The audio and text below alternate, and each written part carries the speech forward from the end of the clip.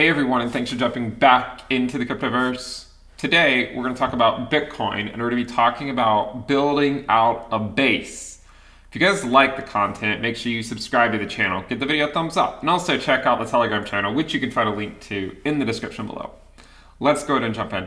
Now, I've seen a lot of people say that this is a double top for Bitcoin. And frankly speaking, I think most people that are calling it a double top are the ones that were proven wrong previously when they said we could not get to a new all-time high and that this was a dead cat bounce. Unfortunately for the bears, Bitcoin held the line at the 20-week, and we were in fact able to put in a new all-time high. From a fairly unbiased perspective, I would look at this chart and not say it looks like a double top to me. First of all, saying it's a double top is already, to some degree, it's stretching it because I mean we've already gone above the prior all-time high. Technically speaking, we have gone above the prior all-time high by a few $1,000s. So I mean, of course, is it a rounding error? You know, maybe, but even then, I don't consider it to be a double top. What I would say is that we are very likely building out macro level support. What I mean by that is if we look at, say, the weekly time frame, what you'll notice is that this area here that we previously held as resistance earlier this year, okay, right here, and let's go look at it just on the weekly time frame, so right there, that area that we held as resistance for months, is now becoming support. That's what I see. And some of these phases of Bitcoin where we spend long amounts of time or we're at key milestones and whatnot, they can actually come back later on. What I mean by that is, let's assume we did have a second leg to the bull market, right? Where we go 70K, 80K, 90K, 100K, we go to 120, 140, 160, maybe we go all the way up to 200 or something, I don't know. But let's suppose that we did do something like that. Now let's suppose the bear market blues one day decide to come visit us, and then rather than the friendly neighborhood bears, the angry grizzly bears come out. Okay, what could that look like? Well, imagine if Bitcoin were to go up to those much higher valuations, like if it were to go somewhere up here, okay? I could imagine a scenario where a bear market in the future, that could be the bear market bottom where we are today.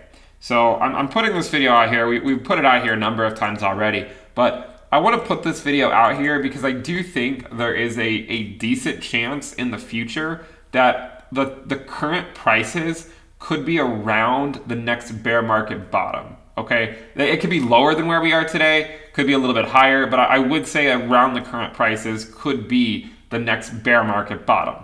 I don't think Bitcoin's going to 20K. I don't think it's going to go to 30K. If you had to ask me what is the floor for Bitcoin, I would probably just base it off the 20-week and say, look, anytime we've held the 20-week as support, we've never gone below it after that, okay? Every single time we hold it as support, we've never gone below those prices. And you can see that time and time again. Once we hold it as support, we never go below it. And then going back to this last cycle, back in 2017, there was a time where it looked like we were going to go below it. Okay, we held it as support here on a wick, and then that ended up being the next bottom, more or less. So once we hold the 20-week on the weekly time frame, we don't actually go below it if history is any indication. Okay, another thing to consider is that while this is a wick here and not like we spend a lot of consequential time there, you can look at the weekly time frame and see that the weekly time frame on the top ended up being the next bear market bottom later on.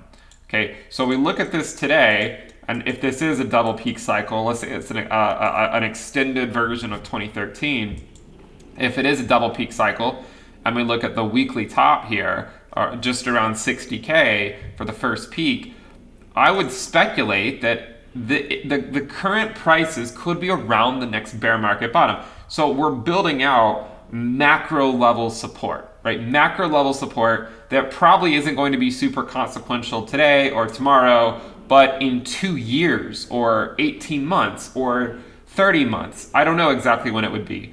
But at some point in the future, I imagine that the current prices could be seen as absolute fear. Okay, you might look at me and say, Ben, this doesn't really make a whole lot of sense. 64K Bitcoin feels pretty good, and you're making it seem like it's a bad thing. It's not a bad thing, right? It's not a bad thing. It's just that if Bitcoin were to one day go to 150K or 200K, you have to imagine that the people that are new to the market then would not want to hear that Bitcoin could go back down below 100K, right? That would be absolute fear, FUD, you know, Ben doesn't know what he's talking about, there's no way that could ever happen type of mentality, all right? So that's why I'm saying today, so that we can reference this video in the future, I think there is a good chance that this prior local top and the support we're now building out could act as macro level support potentially for the next bear market bottom. That is more or less the argument, right? That's more or less the argument. So we'll see what happens, right? We'll see what happens. Now you might say, well, does that mean Bitcoin can never go below 60K in this cycle? Well, it doesn't have to. We certainly could just continue to move up. It looks like so far 60K, 61, 62. Looks like the floor in the short term is at least slowly moving up. Could we get a deleveraging or something potentially to take us below 60K? Yeah, we could. I mean, if we look at the daily time frame, you know, I would say that I think that we're pretty much just in a general uptrend. Okay, we're just in a general uptrend, and I mean, we could even drop all the way back to 50K, and I would say we're still looking pretty good. Right? We're still looking pretty good. I wouldn't really start to get super worried unless if we go below 40K, if we go below the 20-week where we were before, that could be problematic. Or if we drop below where the 20-week is today, which is around 47K or so, that could be problematic. But for now, as long as we're in this uptrend, I don't really see it as a problem. So even if, I mean, even in the event that let's say we come over and then we drop, I don't necessarily think that means that we didn't hold 60K. We'll probably just come back up, and then later on, if I had to guess, we would just blow by it rather than spending a lot of time there. Okay, so the point of all this is to say that some people look at the chart and call it a double top.